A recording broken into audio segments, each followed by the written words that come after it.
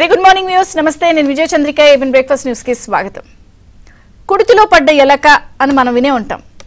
ఆ ఎలక కుడితిలో పడిందంటే బయటికి రాలేదు, అలానే కుడితే మింగలేదు. దాని పాటలు అసలు ఎంత వర్ణనాతీతంగా ఉంటాయంటే దిక్కుతోచని స్థితిలో ఎలుక ఉంటుంది. నిజంగా ఇప్పుడు ఈ కుడితిలో పడ్డ ఎలక పరిస్థితి ఆంధ్రప్రదేశ్లో వైసీపీతో అంటకాగిన అధికారుల పరిస్థితి, ఐఏఎస్లు, ఐపీఎస్లు, రెవెన్యూలు, డిఎస్పీ, ఎస్ఐలు, అలాగే కన్ను మిన్ను కాన్ రాకుండా రూల్స్ కూడా ఫాలో అవ్వకుండా అంటకాగినటువంటి అధికారులు, ఎమ్మెల్యేలు, మాజీ ఎమ్మెల్యేలు, లేకపోతే మాజీ మంత్రులు, వీళ్ళందరి పరిస్థితి అచ్చుగుద్దినట్టు కుడితిలో పడ్డలకలా ఉంది. ఎందుకు అంటే తన దాకా వస్తే ఏది తెలియదు అని అంటారు. నిజంగా ఇప్పుడు కూటమి ప్రభుత్వం అధికారంలోకి వచ్చింది. గతంలో వాళ్ళు ప్రతిపక్షంలో ఉన్నప్పుడు వైసీపీ అసలు అధికారం మనదే, 30 ఏళ్ళు మనమే ఉంటామని అనుకున్నారో ఏమో. ఏ స్థాయిలో విర్రవీగిపోయారంటే ఒక నిరసన తెలిపే పరిస్థితి లేదు, ఇది తప్పని చెప్పడానికి లేదు, గొంతెత్తి మాట్లాడే పరిస్థితి లేదు. ఎక్కడికక్కడ నిర్బంధాలు, హౌస్ అరెస్టులు, కేసులు, ఫ్రీడమ్ ఆఫ్ ఎక్స్ప్రెషన్ అయితే మరీ దారుణం. సోషల్ మీడియాలో ఎవరైనా ఒక పోస్ట్ పెట్టినా తీసుకెళ్లి సిఐడి విచారణలు అంటూ పెట్టేశారు. ఇక ప్రత్యేకంగా ప్రతిపక్షాలను టార్గెట్ చేయడానికే ఒక సిట్ ఏర్పాటు చేశారా అన్నట్టు ఆయన కొల్లి రఘురామరెడ్డి అయితే ఇంకా వేరే లెవెల్లో అసలు ప్రతిపక్షాలని టార్గెట్ చేస్తూ చెలరేగిపోయిన పరిస్థితి. ఆడలేదు, మగలేదు, అసలు ఎన్ని రకాల పరిస్థితి అంటే కనీసం జై వైసీపీ అన్నందుకు కూడా గొంతు కోసేసి ఎలా చెలరేగిపోయారో అనేక సందర్భాలు. ఒకటా రెండా 5 ఏళ్ల పాటు పూర్తి స్థాయిలో విధ్వంసాన్ని ఎలా సృష్టించారో అందరూ చూశారు. ఈ నేపథ్యంలో అప్పుడు కూడా అనేక సందర్భాల్లో అప్పుడు ప్రతిపక్ష హోదాలో ఉన్నటువంటి మాజీ ముఖ్యమంత్రి చంద్రబాబు నాయుడు చెప్పారు, మేము అధికారంలోకి వస్తే ఈ రూల్స్ పాటించిన వాళ్ళందరిపై చట్టపరంగా చర్యలు ఉంటాయి, జాగ్రత్త అని వార్నింగ్లు ఇచ్చినా కూడా అసలు లెక్క చేసే పరిస్థితే లేదు. అప్పుడు నారా లోకేష్ కూడా రెడ్ బుక్ చూపించి చాలా క్లియర్గా చెప్పారు, ఇందులో నేను చాలా పేర్లు రాశాను, ఎవరైతే చట్టపరంగా రూల్స్ అతిక్రమించి ఇష్టం వచ్చినట్టు వ్యవహరిస్తున్నారో వాళ్ళందరిపై మేము వచ్చిన తర్వాత చట్టపరంగా చర్యలు తీసుకుంటాం అని కూడా రెడ్ బుక్ చూపించి మరి అనేక సందర్భాల్లో ఇదిగో రెడ్ బుక్ అని చెప్పి వార్నింగ్ ఇచ్చారు. అయినా కూడా ఎవ్వరూ వినని పరిస్థితి. కానీ ఇప్పుడు కూటమి ప్రభుత్వం అధికారంలోకి వచ్చింది, రెడ్ బుక్ ఓపెన్ అయింది. సో ఒక రకంగా ఒక్కొక్కళ్ళు బుక్ అయిపోతున్నారు. ఈ బుక్లో ఉన్నటువంటి పేర్లున్న వాళ్ళందరూ ఎవరైతే తప్పు చేశారో, ఎవరైతే రూల్స్ అతిక్రమించారో వాళ్ళందరిపై చట్టపరంగా చర్యలు తీసుకునేందుకు రంగం సిద్ధమైంది. వాళ్ళందరికీ సంబంధించిన నివేదికలు తెప్పించేసుకుంటున్నారు. సో విచారణలు ప్రారంభమైపోయాయి. సో ఇప్పటికే మనం చూసాం, మద్యం కుంభకోణంలో బెవరేజెస్ కార్పొరేషన్ ఎండీ వాసుదేవరెడ్డిపై కేసు నమోదైంది, మైనింగ్ కార్పొరేషన్ ఎండీ వెంకటరెడ్డిపై కేసు నమోదైంది. సో అగ్రిగోల్డ్ భూ కబ్జా కేసులో జోగి రమేష్, జోగి బాబాయ్పై కేసులు రేపు మాపు పెట్టే అవకాశం కనిపిస్తోంది. సో మనం నెల్లూరులో కూడా చూసాం, మాజీ మంత్రి అనిల్ కుమార్ యాదవ్ పై అక్కడ ఉన్నటువంటి మహిళ కంప్లైంట్ చేసింది. సో బాధితులు ఒక్కొక్కళ్ళుగా బయటకు వస్తున్నారు. విడుదల రజనీ కమిషన్ల ఏ స్థాయిలో 90 లక్షల రూపాయల దాకా కమిషన్లు వసూలు చేశారో అవన్నీ వెనక్కి ఇస్తున్న పరిస్థితి మనం చూస్తున్నాం. ఇవి కాకుండా మోసపోయిన బాధితులందరూ కూడా ఒక్కొక్కళ్ళుగా బయటకు వస్తున్నారు. వాళ్ళందరూ కూడా న్యాయం చేయమని కూటమి ప్రభుత్వాన్ని వేడుకుంటున్నారు. అసలు ఈ బాధితులు, ప్రజలు వీళ్ళందరూ ఒక ఎత్తు అయితే ఇక్కడ స్వయాన అప్పటి ప్రతిపక్షంలో ఉన్నటువంటి టీడీపీ కూడా ప్రధాన బాధితులే. ఎందుకంటే ఆ రోజు మంగళగిరిలో ఉన్నటువంటి టీడీపీ కార్యాలయం ఎన్టీఆర్ భవన్ పై ఏ స్థాయిలో వైసీపీ గుండాలు, నాయకులు వచ్చి మరి అప్పుడున్నటువంటి లేళ్ల అప్పిరెడ్డి కానీ, దేవినేని అవినాష్ కానీ, ఆడ రామకృష్ణారెడ్డి ఆధ్వర్యంలో ఇదంతా జరిగిందని చెప్తున్నప్పుడు కూడా సీసీ ఫుటేజ్లు ఇచ్చి కంప్లైంట్లు చేసినప్పుడు అప్పుడు టీడీపీ ప్రతిపక్షంలో ఉన్నా కూడా చర్యలు తీసుకునే పరిస్థితి లేదు. అయితే ఇప్పుడు కూటమి ప్రభుత్వం అధికారంలోకి వచ్చిన తర్వాత సో సీసీ ఫుటేజ్లో అవన్నీ ఇచ్చి పెట్టినటువంటి కేసులన్నిటిపై కూడా మళ్ళీ చట్టబద్ధంగా, న్యాయబద్ధంగా చర్యలు తీసుకునేందుకు రంగం సిద్ధమైంది. సో అన్నిటినీ కూడా విచారణ స్టార్ట్ చేశారు. ఇవే కాకుండా అసలు టీడీపీ మహిళలపై ఐపాక్ బ్యాచ్ ఏ స్థాయిలో అసభ్యకరమైన పోస్టులు పెట్టారో మనం చూసాం. వాళ్ళందరిపై కూడా హోమ్ మినిస్టర్ వంగలపూడి అనిత చాలా సీరియస్ గా కామెంట్స్ చేసి చర్యలు తీసుకునేందుకు ఆవిడ కూడా ఉపేక్షించమని చెప్పారు. అలాగే డిజిటల్ కార్పొరేషన్ లో లక్షల్లో వేలల్లో జీతాలు ఎలా స్వాహా చేశారు అన్న అంశంపై కూడా ప్రభుత్వం చాలా సీరియస్ గా తీసుకుంది. డిజిటల్ కార్పొరేషన్ లో జరిగినటువంటి అక్రమాలపై కూడా విచారణ ప్రారంభించేసింది. ఇలా ఒకటా రెండా కార్పొరేషన్లలో అధికారులు వ్యవహరించిన తీరు చట్టబద్ధంగా, న్యాయబద్ధంగా లేకుండా ఇష్టం వచ్చినట్టు వ్యవహరించి అంతా మనమే అనుకున్న తీరు, అలాగే అధికారుల పరిస్థితి, ఇవన్నీ ఒక్కొక్కటిగా అంశాలతో పాటు తాజాగా డిప్యూటీ సీఎం పవన్ కళ్యాణ్ కూడా ఒక స్టేట్మెంట్ ఇచ్చారు. మొన్న ఆయన పిఠాపురం వెళ్ళినప్పుడు కూడా రెడ్ శాండిల్, నేపాల్లో రెడ్ శాండిల్ ఫైల్ కి సంబంధించిన పూర్తి ఆధారాలు అన్నీ నా దగ్గర ఉన్నాయి. సో వీళ్ళందరిపై కూడా పెద్దిరెడ్డి, మిథున్ రెడ్డి, అటవీ శాఖకి సంబంధించిన వాళ్ళందరూ కూడా ఇన్వాల్వ్ అయి ఉన్నారన్న అంశం కూడా నా దగ్గర పూర్తి ఆధారాలు ఉన్నాయి.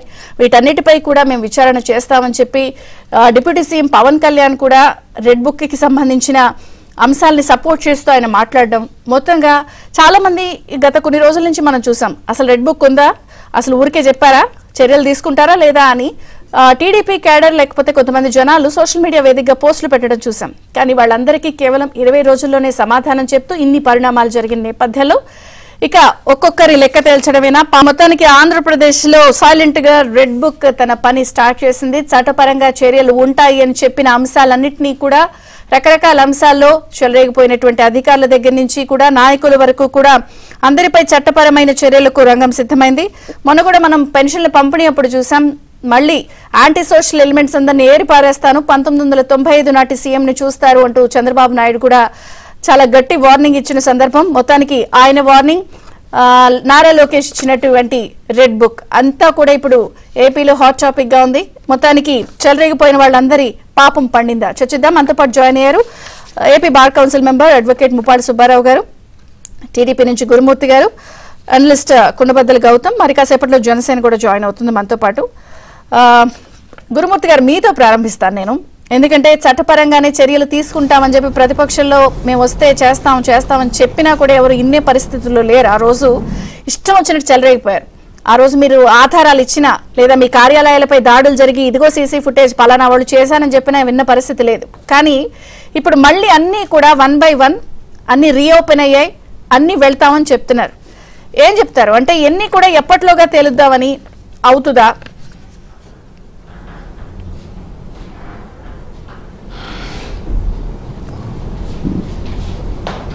విజయ్ చంద్రిక్ గారు, మీకు ప్యానెల్లో ఉన్నటువంటి పెద్దలకు, ఏబిఎన్ వీక్షకులకు హృదయపూర్వక నమస్కారాలు తెలియజేసుకుంటూ, న్యాయబద్ధంగా, రాజ్యాంగబద్ధంగా, చట్టబద్ధంగా పరిపాలన చేయాల్సినటువంటి అధికార యంత్రాంగం జగన్మోహన్ రెడ్డి యొక్క రాజారెడ్డి రాజ్యాంగాన్ని అమలు చేయటం వల్ల ఈ రాష్ట్రంలో అభివృద్ధి సంక్షేమం కుంటుపడటంతో పాటు వాళ్ళు విధ్వంసానికి దిగాడు.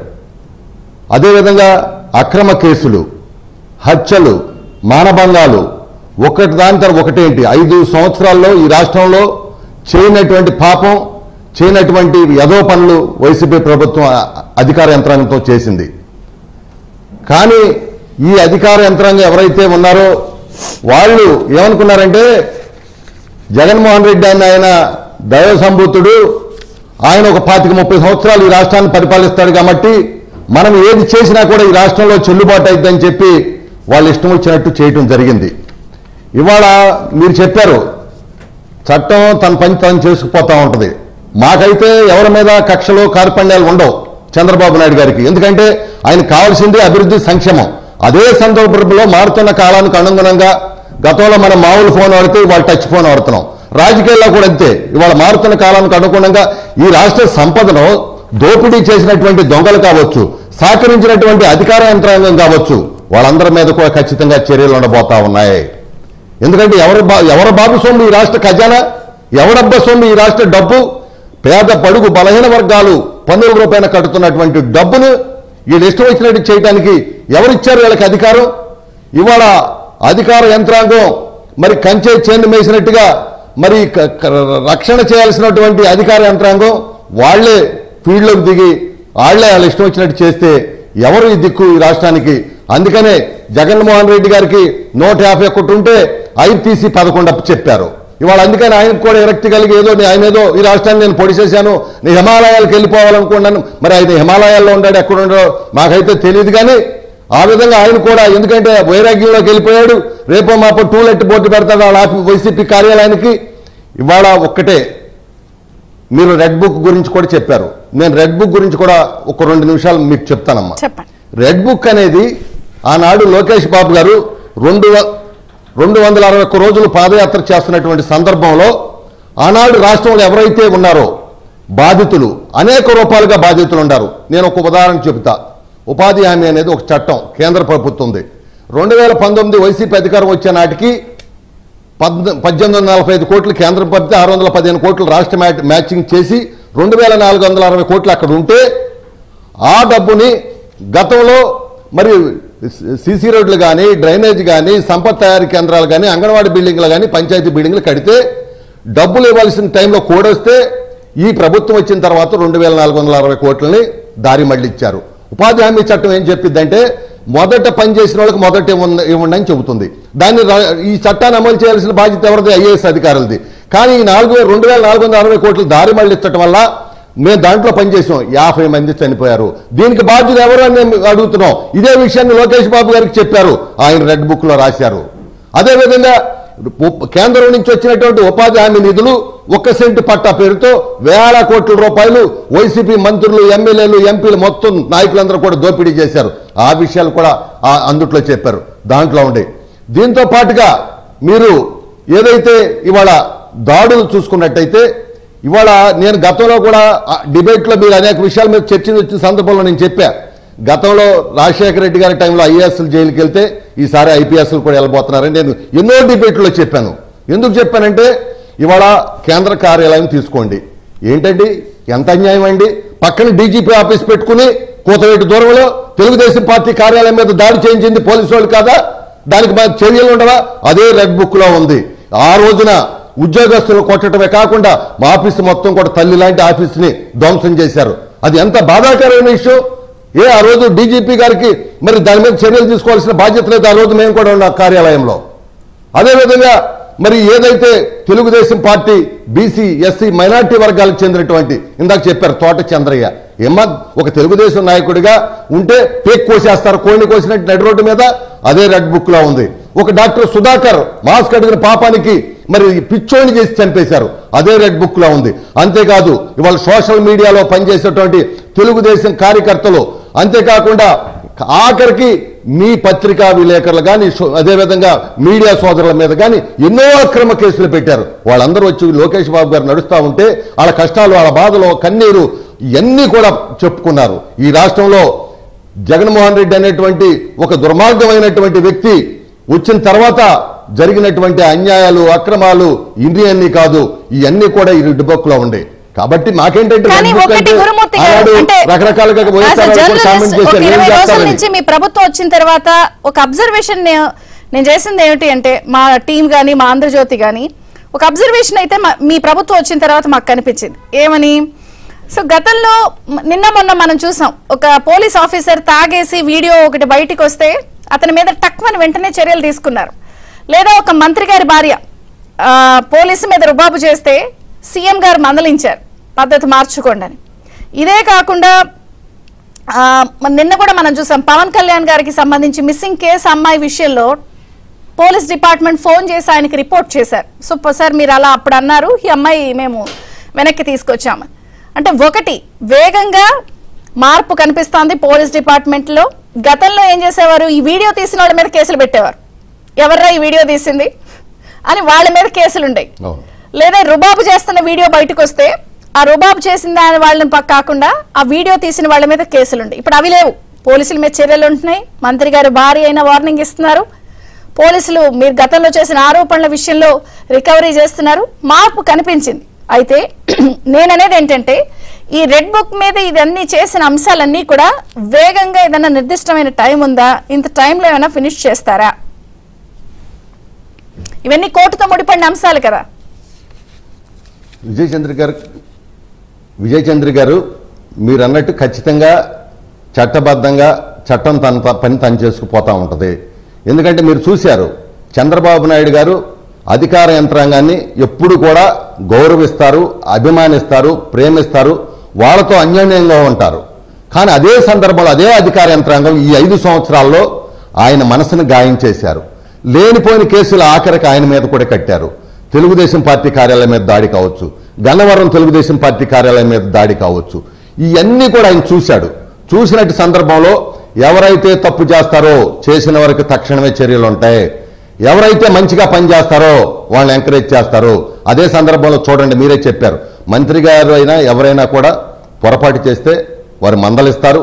ఎందుకంటే ఎక్కడ కూడా ఆయన ఏకపక్షంగా వెళ్ళే జగన్మోహన్ రెడ్డి గారి లాగా ఆయన ఒక రాజ్యాంగం రాసుకుని అధికారుల మీద దాడులు కానీ లేకపోతే పక్షపాతం కానీ ఇట్లా చేయటం ఆయనకు తెలియదు. పని చేసిన వాళ్ళని గౌరవిస్తారు. వాళ్ళు ఏం చేశారు, వాళ్ళు ఒక టీముని పెట్టుకుని ఆఖరికి శవాలను కూడా తీసుకొచ్చి పక్కన కూర్చోబెట్టి వాళ్ళు ఇష్టం వచ్చినట్టు చేశారు. అదేవిధంగా రెడ్ బుక్ సంబంధించి ఖచ్చితంగా త్వరితగతిన ఎంత వీలైతే అంత త్వరితగతిన, ఎందుకంటే మేము 5 సంవత్సరాలు ఈ రెడ్ బుక్ తో కూర్చోం. మాకు ఈ రెడ్ బుక్ అనేది ఒక 5-6 నెలల్లో క్లోజ్ చేసుకుని సంక్షేమ అభివృద్ధి వైపు మేము పరుగులు ఎట్టాల్సిన అవసరం ఉంది. మాకు ఇదే కాదు, జగన్మోహన్ రెడ్డి గారి లాగా 5 సంవత్సరాలు కూల్చి కక్షలు కార్పణ్యాలు మాకు అవసరం రా. ముప్పాళ్ళ సుబ్బారావు గారితో కూడా మాట్లాడి మీకు నేను మళ్ళీ టర్న్ ఇస్తాను. ముప్పాళ్ళ సుబ్బారావు గారు నమస్తే, బ్రేక్ఫాస్ట్ న్యూస్ కి స్వాగతం. సో ఒకటి, చాలా కన్స్ట్రక్టివ్ గా ఇప్పుడున్నటువంటి ప్రభుత్వం మార్పు తీసుకొచ్చే ప్రయత్నం అయితే ఇప్పుడు నేను చెప్పిన కొన్ని ఇన్సిడెంట్స్ లో కనిపించింది. సో పోలీసుల మీద తక్షణ చర్యలు, మంత్రి గారి భార్య మీద రుబాబు చేస్తే వార్నింగ్లు ఇవ్వడాలు, లేదా గతంలో డిప్యూటీ సీఎం గారు ప్రతిపక్షంలో ఉన్నప్పుడు ఆయన చేసినటువంటి కామెంట్స్ విషయంలో పోలీస్ డిపార్ట్మెంట్ చర్యలు తీసుకున్నాము, అమ్మాయిల్ని రికవరీ చేశామని చెప్పడం. వీటితో పాటు ఇప్పుడు ఈ రెడ్ బుక్ అంశం అనేది చాలా హాట్ టాపిక్ గా ఉంది ఏపీలో. అయితే విచారణ, దర్యాప్తు, శిక్ష 3 ఉంటాయి ఇందులో స్టేజెస్. ఇందులో ఉన్నటువంటి బలం ఏంటి, బలహీనతలు ఏంటి? ఇప్పుడు వీళ్ళు మేము చేస్తున్నామండి, అంత విచారణ మొదలు పెట్టాం, తర్వాత దర్యాప్తు ఉంటుంది, ఆ తర్వాత కదా చర్యలు, 3 స్టేజెస్. ఒకటండి, ఆల్రెడీ గత ప్రభుత్వ హయాంలో ఈ రాష్ట్రంలో రూల్ ఆఫ్ లా లేదనేది, అలానే స్టేట్ స్పాన్సర్డ్ టెర్రరిజాన్ని కొనసాగించారని, అలానే వ్యవస్థలన్నీ కూడా నిర్వీర్యమైపోయినది ప్రజలందరికీ తెలిసినటువంటి నగ్న సత్యం అది. కానీ ఇక్కడ రెడ్ బుక్ అంశానికి వచ్చేటప్పటికి ఇంతకు ముందే సిఐడి వాళ్ళు కూడా మేము విచారణ చేస్తామన్నాము, నారా లోకేష్ గారి మీదో లేకుంటే చంద్రబాబు నాయుడు గారి మీదో కేసులు పెట్టాము, అందుకని మమ్మల్ని టార్గెట్ చేసి మా పేర్లు రెడ్ బుక్ లో పెట్టి మమ్మల్ని బ్లాక్ మెయిల్ చేస్తున్నారు కాబట్టి ఆయన అరెస్టు చేయాలనో అరెస్ట్ చేయడానికి అనుమతి ఇవ్వమనో పిటిషన్ దాఖలు చేశారు. మొన్న కూడా విచారణకు వచ్చింది. ఇక్కడ నారా లోకేష్ గారు కానీ లేకపోతే వీళ్ళెవరూ కూడా చెప్పేది చట్ట విరుద్ధంగా పేర్లు రాసుకొని వాళ్ళ మీద చర్యలు తీసుకుంటామని చెప్పట్లా. వాళ్ళు చాలా స్పష్టంగా చెప్పారు. కొన్ని ఆరోపణలు వచ్చినాయి, ఆరోపణల మీద శాఖాపరమైన విచారణ జరిపేసి చట్టబద్ధమైన చర్యలు తీసుకుంటాము అంటే ఒక నియంతలాగా, లేదంటే జగన్మోహన్ రెడ్డి పాలనలో కొనసాగే విధంగా చర్యలు తీసుకుంటామని చెప్పట్లా. చట్టబద్ధంగా శాఖాపరమైన విచారణ జరిపి దాంట్లో ఆయన మంచోడని వచ్చింది అనుకోండి చర్యలు తీసుకోరు. లేదా ఆయన అవినీతికో అక్రమాలకో పాల్పడ్డారు, విధి నిర్వహణ లోపానికి పాల్పడ్డారు, చట్ట వ్యతిరేక చర్యలు అక్రమార్జనకు పాల్పడ్డారు, అక్రమార్జనలు ప్రోత్సహించారు, స్కాముల్లో భాగస్వాములుగా ఉన్నారు, ఇలాంటి అంశాలు వస్తే వాళ్ళేమో అతీతులు కాదు కదా చట్టానికి. చట్టబద్ధంగా వాళ్ళ మీద చర్యలు తీసుకోవాల్సిందే కదా. ఇక్కడ కూడా ఈ రోజున టీడీపీ కార్యాలయం మీద 19/10/2021 టీడీపీ కార్యాలయం మీద, కేంద్ర కార్యాలయం మీద దాడి జరిగింది. అది డీజీపీ ఆఫీస్ పక్కనే కూసంత దూరంలో ఉంది. అంత దాడులు జరుగుతుంటే, అంత విధ్వంసం జరుగుతుంటే, రాడ్లు కత్తులు రాళ్లతో వచ్చేసి దాడులు చేస్తా ఉంటే అడ్డుకున్న వాళ్ళని కొడితే తిరిగి ఏం చేశారండి ఆ రోజున పోలీసులు? ఆ పాపం నాయకుడు ఎవరో ఉన్నారు ఒక ఆయన, సివిల్ డ్రెస్ లో పోలీసు వాళ్ళు లోపలికి వెళ్ళారు. ఆయన మీద దౌర్జన్యం చేశారని చెప్పేసి ఆయన చేత ఫిర్యాదు ఇప్పించి కేసు పెట్టారు. ఏదైతే పాతదారులు సూత్రధారులు ఎవరైతే ఉన్నారని చెప్పేసి ఫిర్యాదు ఇచ్చారో, ఎవరైతే సీసీ ఫుటేజీలు ఆఫీసులో సీసీ ఫుటేజీలు కానీ లేకుంటే రోడ్డు మీద ఉన్నటువంటి సీసీ ఫుటేజీలు కానీ చాలా స్పష్టంగా ఏ నాయకుల పాత్ర ఉందో స్పష్టంగా తెలుస్తున్నా, గుంటూరు నుంచి ఏ విధంగా రౌడీ బుక్కలు వచ్చాయని చెప్పి తెలుస్తున్నా, తూతు మంత్రంగా కేసు నమోదు చేసి వాళ్ళు వదిలేశారు. ఇప్పుడు ఏమవుతుంది? ఇప్పుడు అలాంటి వాటిని వాస్తవాలు ఇవో ప్రాపర్ గా ఇన్వెస్టిగేషన్ చేయలేదు అంటే ఇప్పుడు ఆ అధికారుల మీద చర్య తీసుకోవాల్సిన అవసరం లేదా? ఆ రోజున డీజీపీ లాంటి వాళ్ళు ఏం చెప్పారు? కొంత ఆవేశపడతారు, మాటలు విన్న తర్వాత ఉద్రేకపూర్వమైన ప్రసంగాలు ఇచ్చిన తర్వాత ఆవేశపడతారు, భావ వ్యక్తీకరణ స్వేచ్ఛ అన్నాడు. రియల్ గా అప్పుడు జరిగింది ఎవరు? పట్టాభి గారు కామెంట్ చేశారు గంజాయి గురించి, డ్రగ్స్ గురించి. దానికి సమాధానం ఇచ్చుకోవాలి తప్ప రాజకీయంగా పార్టీ ఆఫీసుల మీద దాడి చేసేటువంటి విష సంస్కృతి గత ప్రభుత్వం హయాంలో జరిగింది. దేశవ్యాప్తంగా ఎక్కడ జరగల. ప్రత్యర్థి పార్టీల మీద విమర్శకు ప్రతి విమర్శ చేసుకోవాలి, లేకుంటే వాళ్ళు చేసేటువంటి కార్యక్రమాల మీద నువ్వు మీడియా ప్రకటన పెట్టుకో, ఇంకో కార్యక్రమం పెట్టుకో, చేసుకో. కానీ పార్టీ ఆఫీసులను దాడి చేయడం అనేది అది దారుణమైన అంశంగా అన్ని పార్టీలు ఖండించినాయి, ఒక వైఎస్ఆర్సీపీ తప్ప. అలానే దేశం అంతా కూడా ఇంత దారుణమా ఆంధ్రప్రదేశ్ అనే అభిప్రాయం వెలుగుచ్చాయి. ఇక్కడ ఇంకోటి మనం చూసుకోవాలండి, మీరు ఎవరైతే ఇక్కడ స్కాముల రూపేణా ఇసుక కానీ, మద్యం కానీ, కలప కానీ, ఇంకా అనేక రకాలమైన స్కాములు జరిగినాయి ఈ రాష్ట్రంలో, విచ్చలవిడిగా జరిగినాయి. ఐఏఎస్లు ఐఆర్ఎస్ అంటూ తప్పుడు రిపోర్టుల్ని నేషనల్ గ్రీన్ ట్రిబ్యునల్ కానీ, సుప్రీంకోర్టు కానీ ఇచ్చిన సంఘటనలు మనం చూసాం, అవి వెలుగు చూసిన సంఘటనలు మనం చూసాం. ఇంకా ఐపీఎస్లకు వస్తే ఇంకా చెప్పవసరం లేదు, వాళ్ళు కూడా జగన్ పోలీస్ సర్వీస్ గా మారిపోయి ఏమి చేస్తున్నారో వాళ్ళకి అర్థం కాని పరిస్థితుల్లో చేస్తా ఉన్నారు. అందుకే ప్రతిపక్ష పార్టీల మీద అక్రమ అరెస్టులు కానీ, అక్రమ కేసులు కానీ, వేధింపులకు కానీ చంద్రబాబు నాయుడు గారు లాంటి వాళ్ళని అరెస్ట్ చేసి 53 రోజులు జైల్లో పెట్టేసి ఆయన ఇంకా బయటికి రాకుండా చేయడానికి పోలీసు కస్టడీకి ఇవ్వాలి అని చెప్పేసి రకరకాల కేసులు పెట్టిన సంఘటన మనం చూసాం. ఇవి అంతేకాకుండా సిఐడి లాంటి అధికారులు ఈ రాష్ట్రంలోనూ పక్క రాష్ట్రంలోనూ ఢిల్లీకి వెళ్ళి ప్రెస్ మీట్లు పెట్టిన సంఘటనలు చూసాం. అవి వాళ్ళ విధుల్లో భాగం కాదు, వాళ్ళ బాధ్యత అది కాదు. కేసులు ఇన్వెస్టిగేషన్ చేయటం, ఇన్వెస్టిగేషన్ చేసి న్యాయస్థానంలో పెట్టడం, న్యాయస్థానంలో ప్రభుత్వ తరపున న్యాయవాదులు దాన్ని వాదించడం, దాంట్లో నిర్ధారణ అయితే శిక్ష పడేది న్యాయమూర్తులు శిక్షలు వేయటం, ఇది ప్రాసెస్. దీనికి విరుద్ధంగా మేము ప్రజలకు జవాబుదారిగా ఉండవలసిన అవసరం లేదు, ప్రభుత్వం ఏది చెప్తే అదే చేస్తామో, మేము వాళ్ళకి క్రియాశీల కార్యకర్తల్లాగా పనిచేస్తామనే అభిప్రాయం ఎప్పుడైతే వచ్చిందో ఈ పరిస్థితులన్నీ ఈ రోజున వాళ్ళకి వెలుగు చూస్తున్నాయి. ఏ చట్టబద్ధంగా శాఖాపరంగా కూడా లోపాలు చేశామని చెప్పేసి ఇప్పుడు ఏం చేయాలో అర్థం కాని అయోమయ పరిస్థితిలో ఉన్నారనే విషయాన్ని ఇక్కడ మనం గమనించాలండి. ఆల్రెడీ రెడ్ బుక్ లో రాసిన అంశాలు ఎప్పుడు పూర్తి చేస్తారు, ఎలా చేస్తారు అనే ఒక ప్రశ్న ఉత్పన్నం కావచ్చు.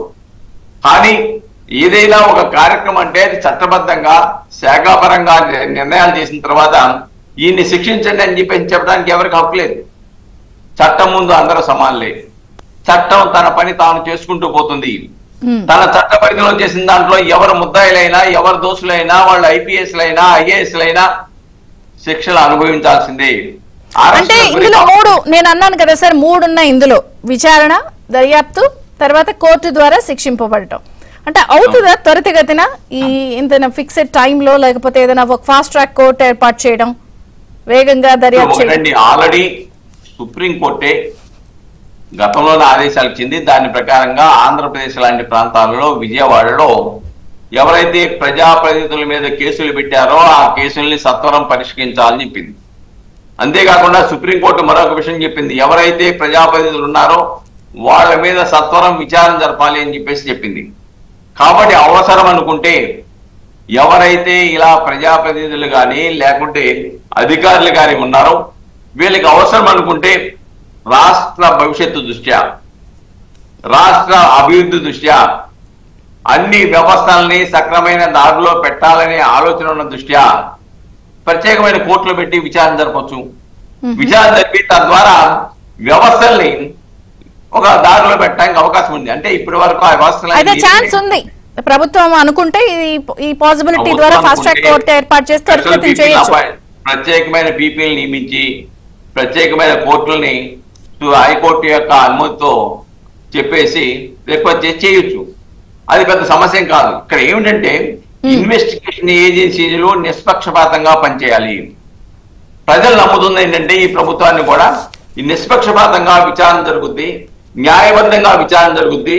గత ప్రభుత్వం లాగా దుందుడుగ్గా చట్టాలను చేతిలో తీసుకొని చేసే పరిస్థితి లేదు. బాధితులు వస్తే బాధితుల మీదే కేసులు పెట్టేటువంటి సంస్కృతికి తుదాంకం పలకాలి.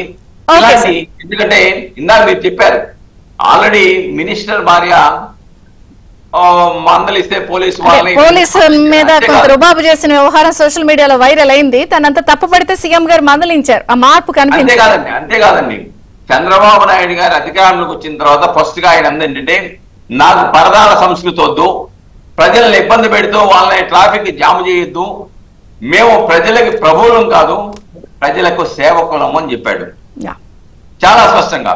కాబట్టి ఆ దిశలో కూడా తన అధీనంలో నుండి మంత్రులను కానివ్వండి, లేకుంటే పాలనా పద్ధతిలో ఉన్న వాళ్ళని కానీ ఆ దిశలో పయనం చేసే ఆలోచన ఉంది కాబట్టి డెఫినెట్ గా ఈ ప్రభుత్వం ప్రజాస్వామిక ప్రభుత్వంగా కొనసాగిపోతుంది, ఆ దారిలో అడుగులు వేయబోతుంది అనేది ప్రజలు భావిస్తున్నారు. తో పాటు సోషల్ యాక్టివిస్ట్ రంగనాయకం గారు ఫోన్ లైన్ లో ఉన్నారు. మీ అందరికీ గుర్తుండే ఉంటుంది రంగనాయకం గారు ఎవరు అంటే ఒకసారి గుర్తు చేస్తాను.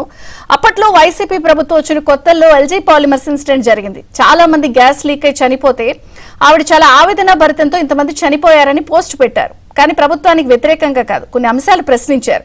కానీ దానికే ఫ్రీడమ్ ఆఫ్ ఎక్స్ప్రెషన్ అనేది కూడా లేకుండా ఆనాటి ప్రభుత్వం ఆవిడని అరెస్ట్ చేసింది, విచారించింది. ఒక రకంగా అందరూ షాక్ అయ్యారు. అంటే కనీసం ప్రశ్నించకూడదా, ఇలా జరిగిందని ఆవేదన పెట్టకూడదా అని. ఒకసారి ఆవిడతో మాట్లాడదాం. మనం రంగనాయకం గారు నమస్తే అండి, బ్రేక్ఫాస్ట్ న్యూస్ కి స్వాగతం. సో ఈ రోజు నేను ఎందుకు మీకు కలుపుతున్నానంటే ఫోన్, ఆ రోజు మీరు విక్టిమ్స్ లో మీరు కూడా ఒకళ్ళు, బాధితులు, వైసీపీ ప్రభుత్వం ద్వారా బాధించబడిన వ్యక్తుల్లో మీరు కూడా ఒకటి.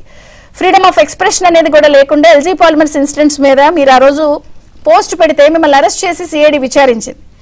ఇప్పుడు వచ్చిన కూటమి ప్రభుత్వం ఆ రోజు ప్రభుత్వంలో ఉన్న వాళ్ళందరూ కూడా ఇష్టం వచ్చినట్టు వ్యవహరించిన వాళ్ళందరిపై కూడా కేసెస్ బుక్ చేసి రూల్ ఆఫ్ లా పాటించిన వాళ్ళందరిపై చర్యలు తీసుకోవడానికి రెడీ అయింది.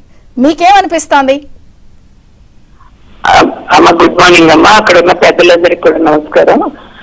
అసలు ఎల్జీ పాలిమర్స్ ఇష్యూలో అసలు ఆవేదన పట్టడం అనేది తప్పు అని నేను అనుకోలేదమ్మా. అసలు తప్పు చేసిన ఎల్జీ పాలిమర్స్ ఏమో బోర్డర్ దాకా వెళ్ళిపోయారు సేఫ్ గా, ప్రశ్నించిన వాళ్ళేమో మేమేమో కేసులకి ఇరుక్కున్నాం అనమాట. కానీ నాకు అక్కడ ఆ ప్రజలకి మేలు జరగాలని ఈ రోజు కూడా కోరుకుంటున్నానమ్మా. నేను కుటుంబ ప్రభుత్వాన్ని కోరుకునేది కూడా ఏంటంటే ఎల్జీ పాలిమర్స్ వల్ల ఎఫెక్ట్ అయినటువంటి ప్రజలు ఏ ప్రజలైతే ఇబ్బంది పడుతున్నారో వాళ్ళ గురించి పట్టించుకుని వాళ్ళ వెల్ఫేర్ చూడమని కోరుతున్నానమ్మా. నాకు ఇవాటి కూడా అదే కోరిక. నేను బాగా ఎఫెక్ట్ అయినా కూడా మేబీ ఎవరో ఒకళ్ళం ఇబ్బంది పడండి, ఏ సమస్య తీరదు అనే ఉద్దేశంతోనే నేను కూడా చాలా ఓర్పుగానే ఇవాటి వరకు తీసుకొచ్చాను. ఎల్జీ పాలిమర్స్ మాత్రం ఏమీ మనకి మనకు అసలు తెలియని కూడా తెలియదమ్మా. అసలు వాళ్ళు తీరం దాటిపోయారు. అసలు అలా ఎలా పంపించేస్తారో నాకైతే అర్థం కాలేదు. అందుకని మేము గ్రూప్ ఆఫ్ ఫ్రెండ్స్ అందరం డిస్కస్ చేసుకున్న పాయింట్స్ ఒకళ్ళు పెట్టిన పోస్ట్ ను నేను షేర్ చేశా. అది తప్పని నేను అనుకోలేదు, వాటి కూడా తప్పని నేను అనుకోవటం లేదు. పోస్ట్ ఆ రోజు మీరు పడిన ఆవేదన అంతా కూడా ఇప్పుడు కూటమి ప్రభుత్వం జస్టిస్ చేయాలని కోరుకుంటున్నారు. అయితే దీంతో పాటు ఆ రోజు ఎవరైతే అధికారులు ఇష్టం వచ్చినట్టు ప్రవర్తించారో రూల్స్ కి వాళ్ళందరిపై చర్యలకు కూడా రంగం సిద్ధమైంది. దీన్ని ఎలా చూస్తారు? హ్యాపీనా మీరు? అంటే హ్యాపీ అంటే అమ్మా నిజంగా వ్యవస్థలు బాగా పనిచేయాలని కోరుకుంటామమ్మా. వాళ్ళకేదో పనిష్మెంట్ కావాలని మేము ఎవరం కోరుకోం. ప్రజలను వ్యవస్థలు ఎట్లా పనిచేయాలంటే ప్రజలు సేఫ్ గా ఉండేట్టుగా పనిచేయాలి. ఒకవేళ గవర్నమెంట్ తప్పు నిర్ణయం తీసుకున్నా వాళ్ళకి చెప్పి మాకు మంచి జరిగేలాగా చూడాలి. కానీ గవర్నమెంట్ కి ఫేవర్ చేసుకుంటూ వాళ్ళకి కాళ్ళు పట్టుకొని వాళ్ళ చుట్టూతో తిరుగుతూ ప్రజల్ని ఇబ్బంది పెట్టడం మాత్రం తప్పమ్మా. ప్రజలు ఏం తప్పు చేస్తారు? ప్రజలు ఎఫెక్ట్ అయ్యారు. అక్కడ ఎల్జీ పాలిమర్స్ విషయంలో ఎఫెక్ట్ అయ్యారు. వాళ్ళ ఆరోగ్యాలు పాడైపోయినాయి, వాళ్ళ ఆస్తులు పాడైపోయినాయి, వాళ్ళ జీవితం అంతా అసలాకుతలం అయిపోయింది. అటువంటి పరిస్థితుల్లో వాళ్ళకి సాయం చేయాల్సింది పోయి మా ప్రభుత్వం తీసుకున్న విధి నిర్ణయాన్ని అమలు చేయడానికి ముందుకు వచ్చి ఆయన్ని తృప్తిపరచాలి అన్నట్టుగా చేయటం అనేది తప్పమ్మా. ఎప్పుడైనా కూడా వ్యవస్థ బాగా పనిచేస్తేనే గవర్నమెంట్ బాగుంటుందమ్మా. అది గుర్తు పెట్టుకోవాలి. వాళ్ళిద్దరికీ ఒక మ్యూచువల్ రిలేషన్ నడవాలి. అది ఆ ఎఫెక్ట్ ఎలా ఉండాలంటే ప్రజలు సుఖంగా ఉండటమే చూస్తుంది అన్నమాట. మనకి ప్రజలు ఎంత బాగా హ్యాపీగా ఉన్నారు అనేది అర్థం అవుతుంది. ఇప్పుడు ఈ తీసుకుంటున్న నిర్ణయాలు చర్యలపై మీరు హ్యాపీనా? చర్యలు హ్యాపీ అంటే ఆ రోజు పార్టీకి ఆపాదించేశారు కదా. అవునమ్మా. హ్యాపీనెస్ అంటే ఏంటంటే జస్టిస్ జరిగితే I feel very happy. Thank you madam, thanks for joining. Yes, మనతో పాటు జనసేన కూడా గాదా వెంకటేశ్వరరావు గారు చేరారు. దానికన్నా ముందుగా అనలిస్ట్ కుండబద్దల గౌతమ్ తో మాట్లాడి జనసేన ఒపీనియన్ తీసుకుందాం. కుండబద్దల గౌతమ్ గారు నమస్తే, బ్రేక్ఫాస్ట్ న్యూస్ కి స్వాగతం. సో ప్రభుత్వం పూర్తిగా ఒక దృష్టి పెట్టి ఈ అంశాలన్నిటిపై వేగంగా బాధితులు ఎవరు, అలాగే సూత్రధారులు ఎవరు, పాత్రధారులు ఎవరు, వెనక నుండి ఈ అంశాలన్నిటిపై ప్రేరేపించింది ఎవరు, అసలు వాళ్ళెవరు, అన్నిటిపై దృష్టి పెట్టి సమాంతరంగా పాలనతో పాటుగా తీసుకుంటున్నటువంటి నిర్ణయాలు, చర్యలు in the matter of span of 20 days almost మీకేమనిపిస్తుంది? ఈ 20 days లో జరిగిన దానికంటే ఇక మీదట జరగాల్సింది ఇంకా చాలా ఉంది కదండి. ప్లీజ్. ఇప్పుడు రెడ్ బుక్ దాంట్లో ఏం జరిగింది ఏం జరగలేదు అవన్నీ తీసి పక్కన పెట్టేస్తే అందులో ఉన్నవి అన్ని గత ప్రభుత్వం తాలూకు తప్పులు, అది మాత్రం అర్థం అవుతుంది.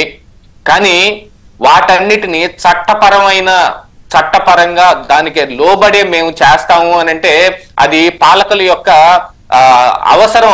అది ఏ విషయమైనా సరే చట్టపరంగానే ఉండాలి. కానీ ఏం చేస్తాం చెప్పండి, ఈరోజు వ్యవస్థలు రాజకీయాలు ఈ రెండు ప్రతి అంశంలోనూ మిళితమైపోయి ఉన్నాయి. ఈ వ్యవస్థలో ఏ ఒక్కరిదో ఇద్దరిదో పాత్ర కాదు, వ్యవస్థలో మొత్తం అందరిది, పైనున్న సుపీరియర్ అధికారి దగ్గర నుంచి కింది స్థాయి అధికారి వరకు ఇందులో భాగం అయి ఉంటారు. వాళ్ళందరూ ఏ మేరకు పని చేయగలుగుతారు అనే దాని మీద అవుట్పుట్ ఉంటుంది. అంటే నిష్పక్షపాతంగా చెప్పింది చెప్పినట్టు చేయడం, లేకపోతే ఎవరికి పైనున్న సుపీరియర్ అధికారికి భయపడకుండా చేయటం అనేది ఇందులో ఒక భాగం. కానీ ఏం చేస్తాం చెప్పండి, ఇక్కడ వ్యవస్థ అనేది ఒక ఎంత ప్రక్షాళన జరగాల్సిందో ఇప్పుడు అందరికీ తెలిసిందే. ఒక నిరంకుశుడైన ఒక నియంత లాంటి ఒక నాయకుడు వస్తే వ్యవస్థ ఆయన చెప్పిన దాన్ని తూచా తప్పకుండా పాటించి చేయటానికి ఖచ్చితంగా చేస్తోంది. కానీ న్యాయపరమైన ఒక నాయకుడు వస్తే ఆయనకు మాత్రం అడ్డంకులు ఎదురుగా వస్తాయి. ఎప్పుడు జరిగేది ఇదే, ప్రపంచవ్యాప్తంగా జరుగుతోంది ఇదే. ఒక వ్యవస్థ సక్రమంగా పనిచేయాలి అని అంటే అందులో ఉండే వాళ్ళందరూ న్యాయపరమైన దీంట్లో భాగమై ఉండాల్సిందే. ప్రతి ఒక్కళ్ళు న్యాయంగా పని చేయాలి అని అనుకోవలసిన వాళ్ళే ఉండాలి అక్కడ. కానీ వ్యవస్థలే భ్రష్టు పట్టిపోయాయి. ఈ వ్యవస్థలను భ్రష్టు పట్టించింది మళ్ళీ రాజకీయాలు.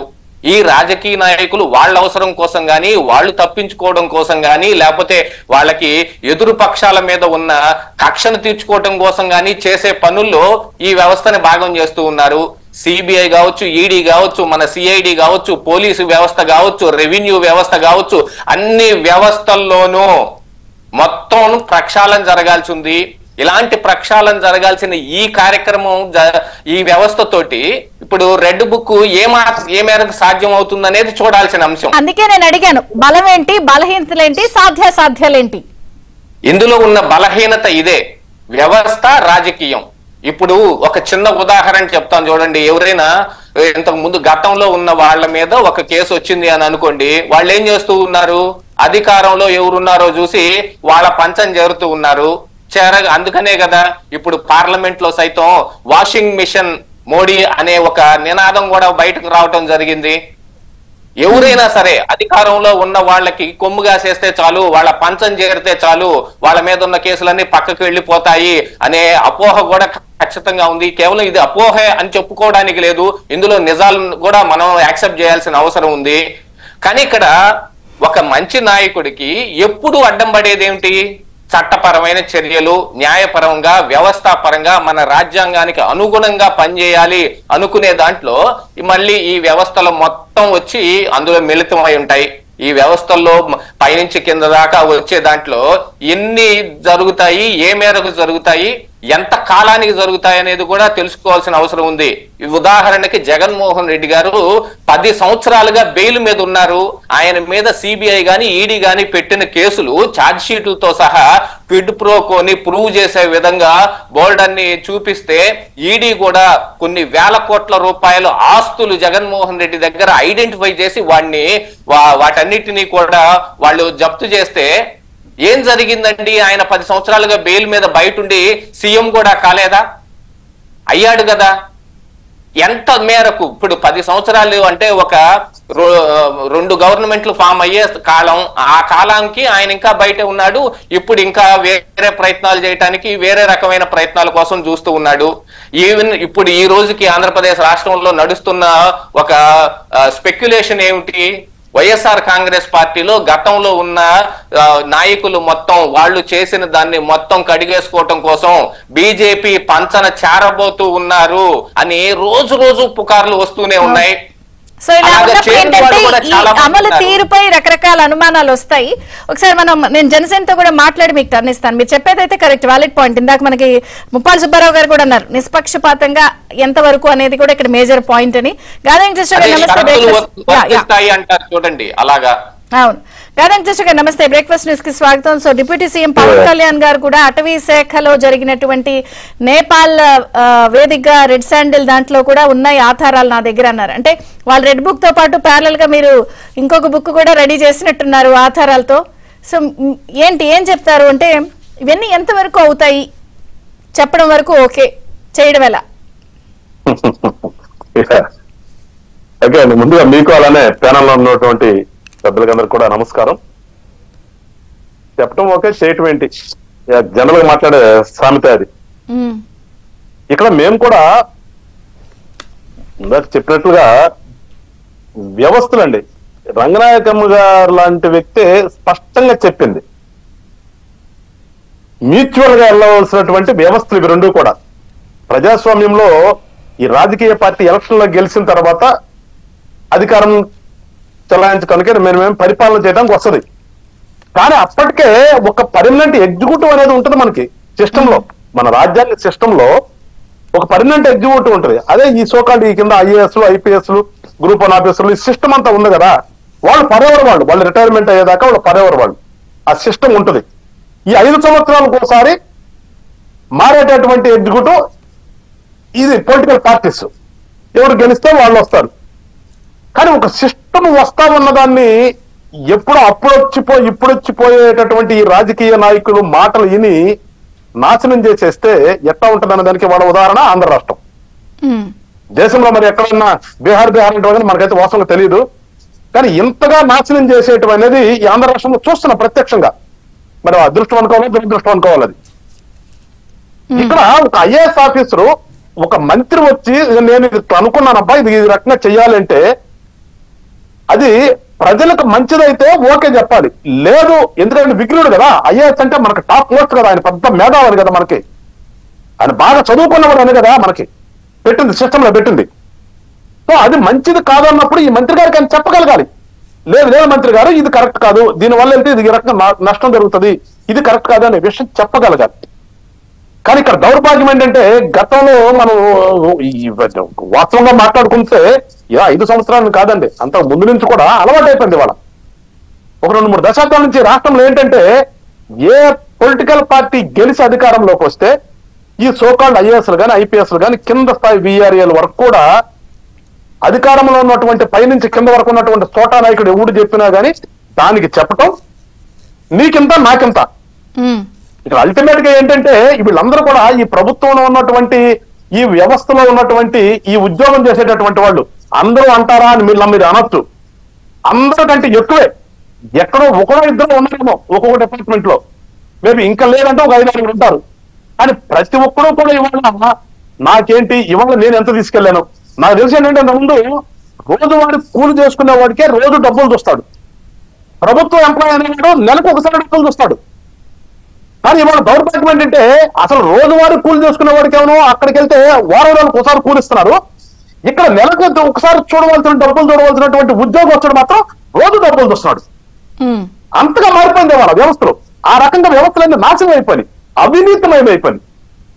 ఇవన్నీ మారితే ఖచ్చితంగా మీరు అన్నట్టుగా ప్రతి కళ కూడా కనొచ్చు. ఇవాళ మేము చేయదలుచుకున్నది జనసేన పార్టీ సిద్ధాంతం అదే. ఇప్పుడు అటవీ శాఖలో లేదా నేపాల్ రెడ్ శాండిల్ ఫైల్ ఉంది, వాటన్నిటిపై వేగంగా పేర్లు కూడా చెప్తున్నారుగా, మిథున్ రెడ్డి లేకపోతే పెద్దిరెడ్డి ఇలా పేర్లు కూడా చెప్పేస్తున్నారుగా, కేసెస్ బుక్ చేసి చర్యలు వేగంగా ఉంటాయా, ఆధారాలు ఉన్నాయని ఓపెన్ గా చెప్పినప్పుడు?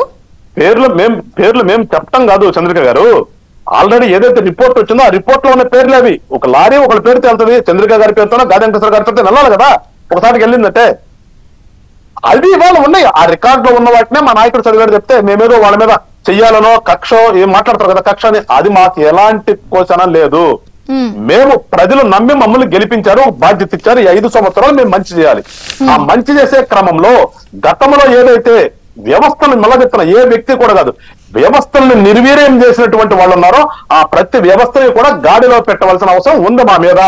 ఆ గాడిలో పెట్టేటప్పుడు వాళ్ళు పెద్దిరెడ్డా, మిథున్ రెడ్డా, లేదంటే ఇంకొకడా ఎవడన్నా కానివ్వండి, మేము మంచి చేయాలనుకుంటుంది, సరి చేయాలనుకుంటుంది వ్యవస్థని, ఏ ఒక్క వ్యక్తిలో కాదు.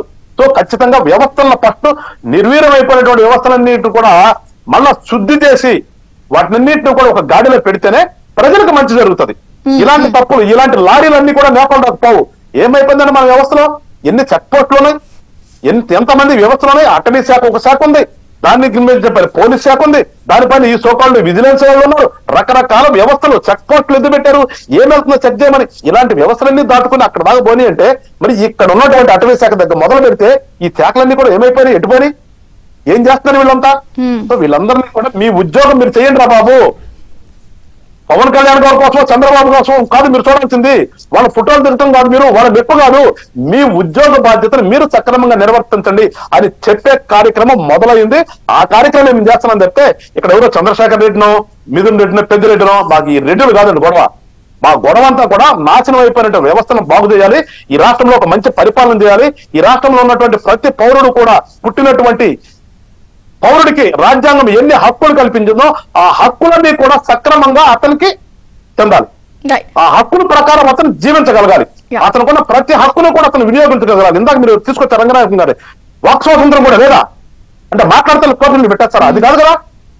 ఏ హక్కు అయితే రాజ్యాంగం కల్పించిందో పౌరుడికి ఆ హక్కులన్నీ కూడా అతను సక్రమంగా వినియోగించుకునేటట్టుగా పరిపాలన అనేది ఉండాలి. ఆ పరిపాలన చేయడం కోసమే 5 సంవత్సరాలకు ఒకసారి ఎలక్షన్లు పెట్టి వీళ్ళని తీసుకొచ్చి ఈ పర్మనెంట్ ఎగ్జిక్యూటివ్ కలిపారు.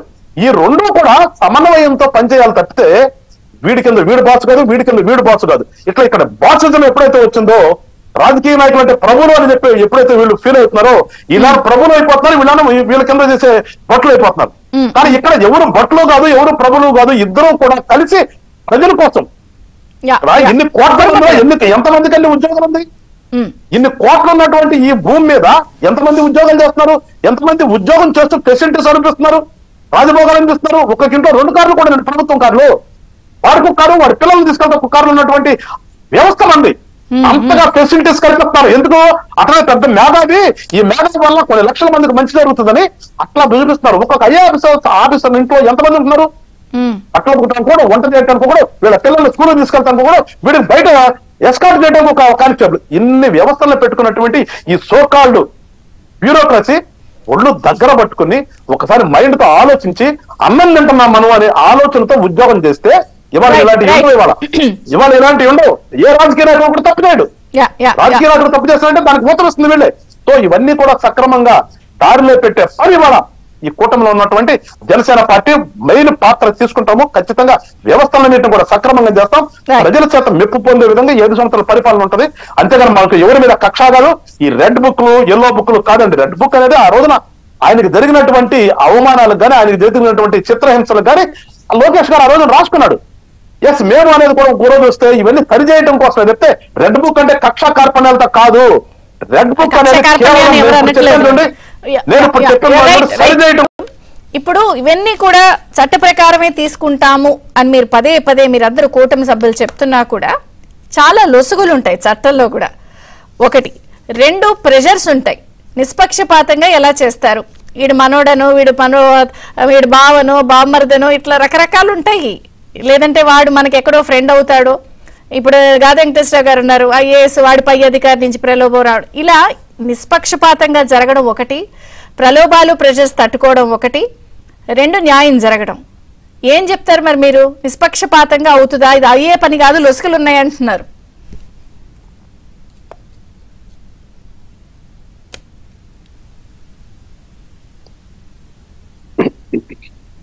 శాఖ, అదేవిధంగా ఎక్సైజ్ శాఖ మంత్రి కొల్లు రవీంద్ర గారు నేను ఒక విషయం చెప్పారు మాకు.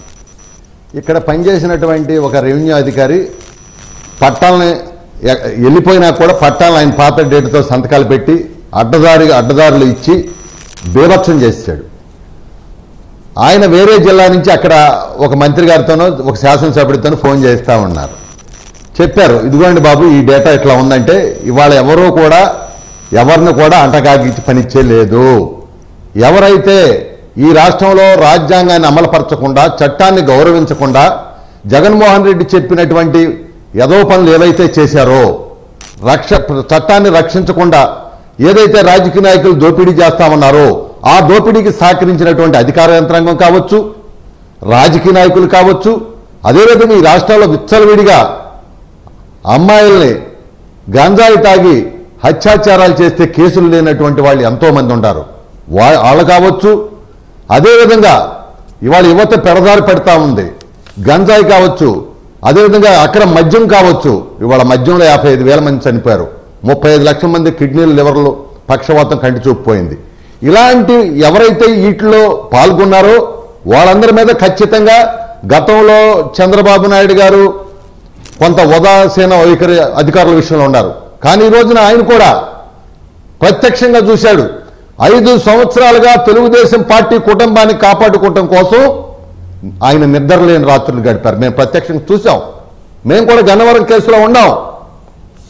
ఎవరైతే కేంద్ర కార్యాలయం మీద ఆ రోజున బ్యాక్ ఎండ్ లో ఉండి దేవినేని అవినాష్ కావచ్చు, అప్పిరెడ్డి గారు కావచ్చు, ఆళ్ళ రామకృష్ణారెడ్డి గారు కావచ్చు, గన్నవరంలో వంశీ కావచ్చు, గుడివాడలో దాని కావచ్చు, అదేవిధంగా చంద్రబాబు నాయుడు గారి ఇంటి మీదకి ఒక మాజీ ముఖ్యమంత్రి మరి జడ్ కేటగిరీ ఉన్నటువంటి వ్యక్తి మీద దాడి చేస్తా ఉంటే పోలీసులు నిద్రపోతా ఉన్నారు. జోగి రమేష్ విషయంలో వీళ్ళందరూ ఏ కాదమ్మా, ల్యాండ్, శాండ్, వైను, మైను ఇవన్నీ దోపిడీ చేసినటువంటి దొంగలు నాయకులు కావచ్చు, వాళ్ళ రక్షించిన అధికారుల యంత్రాంగం కావచ్చు, మా మీద అక్రమ కేసులు పెట్టినటువంటి అధికారులు కావచ్చు, ఖచ్చితంగా జైలుకి వెళ్తారు.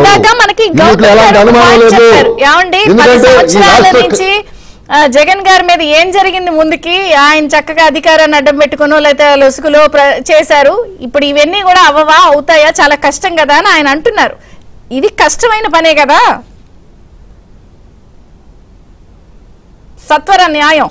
కష్టమైన పని అయినప్పటికీ కూడా అవసరమైతే రాజ్యాంగ నిపుణులు, న్యాయ నిపుణులతో ఒక ప్రత్యేకమైనటువంటి సమావేశాన్ని కూడా ఏర్పాటు చేసి చంద్రబాబు నాయుడు గారు ఏ విధంగా చేయాలో చంద్రబాబు నాయుడు గారికి సలహా ఇవ్వాల్సినటువంటి అవసరం ఎవరికి కూడా లేదు.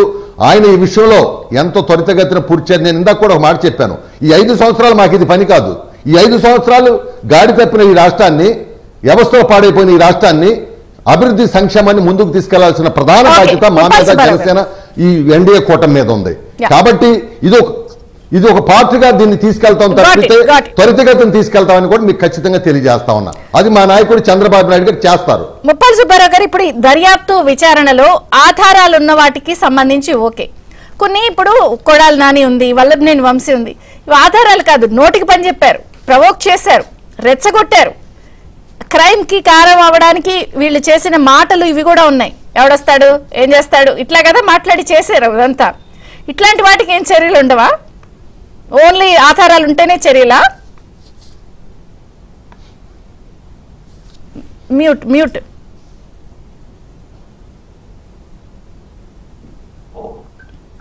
ఒక నేరాన్ని చేయడానికి ప్రేరేపితమైనటువంటి పదజాలం ఎవరైతే ప్రేరేపిత జాబితాలో వస్తారు కదా, కొడాలి నాని, వంశీ, ప్రేరేపించబడిన వ్యక్తులు డెఫినెట్ గా దాంట్లోకి ముద్దాయిలుగా వస్తారు. వాళ్ళు కూడా చట్ట ప్రకారంగా శిక్షించబడే వ్యక్తులు.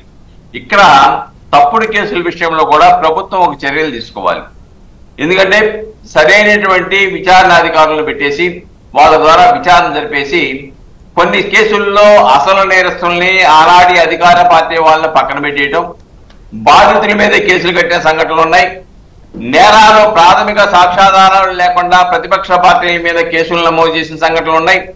అలానే వీధి సుబ్రహ్మణ్యం లాంటి దళిత యువకుని చంపి డోర్ డెలివరీ చేసిన దాంట్లో ఆయన మీద 31 గాయాలు, 3 అంతర్గత గాయాలుంటే ఒకే వ్యక్తి కొట్టాడు, అతనే ఒకడే ముద్దాయి, ఆయనే శవాన్ని తీసుకెళ్లిపోయి కారులో వేసుకున్నాడు, ఈయనకైనా బలమైన వ్యక్తిని కూడా 31 గాయాలు కొట్టాడు, అయినా మెదకును కూర్చున్నాడు అని చెప్తారు.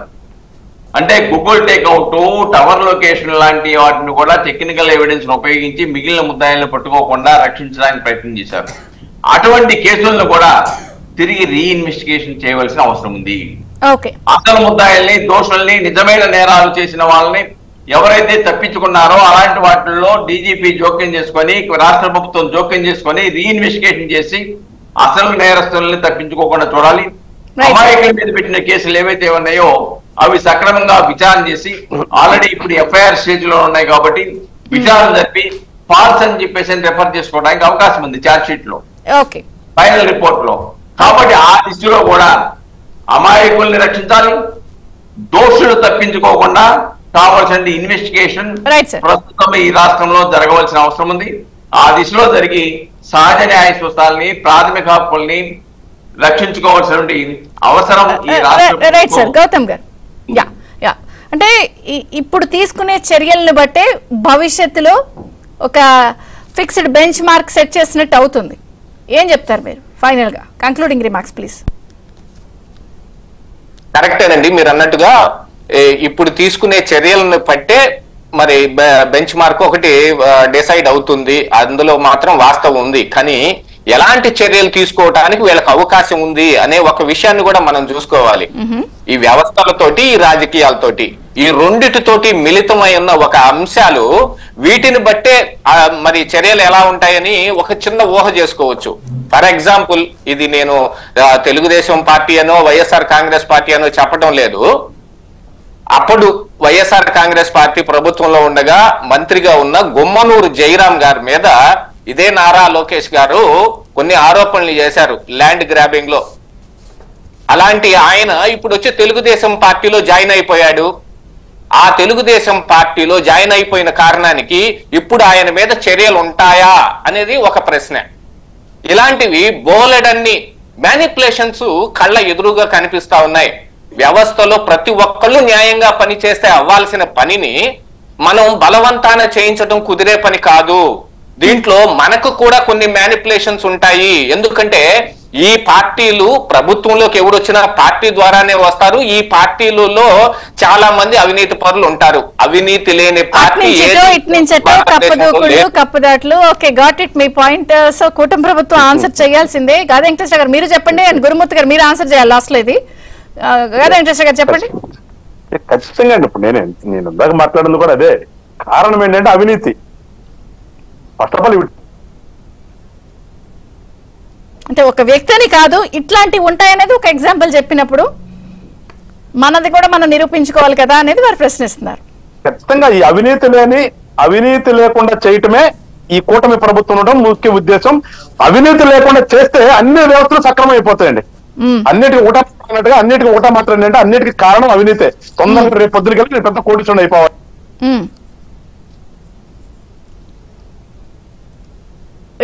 కరెక్ట్ మీరు చెప్పింది.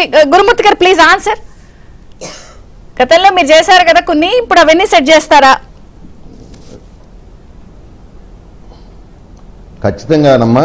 ఎవరో తప్పు చేసినప్పటికి కూడా ఎవరిని కూడా వదిలిపెట్టే పని లేదు. ఈ రాష్ట్రలో జరిగినటువంటి అవినీతి కావచ్చు, దందాలు కావచ్చు, దౌర్జన్యాలు కావచ్చు, దోపిడీలు కావచ్చు, ఎవరుండా కూడా ఎంత స్థాయిలో ఉండా కూడా చర్యలు అనేవి ఎవరికైనా సరే తప్పవు. దాంట్లో ఎవరుండా సరే. అందుకు ఉదాహరణ నిన్న చూశారు, చిన్న పొరపాటు చేస్తేనే మరి ముఖ్యమంత్రి గారు మరి మందలించడం జరిగింది. కాబట్టి ఈ విషయంలో ఎవరికి కూడా ఎలాంటి అనుమానం అవసరంలా.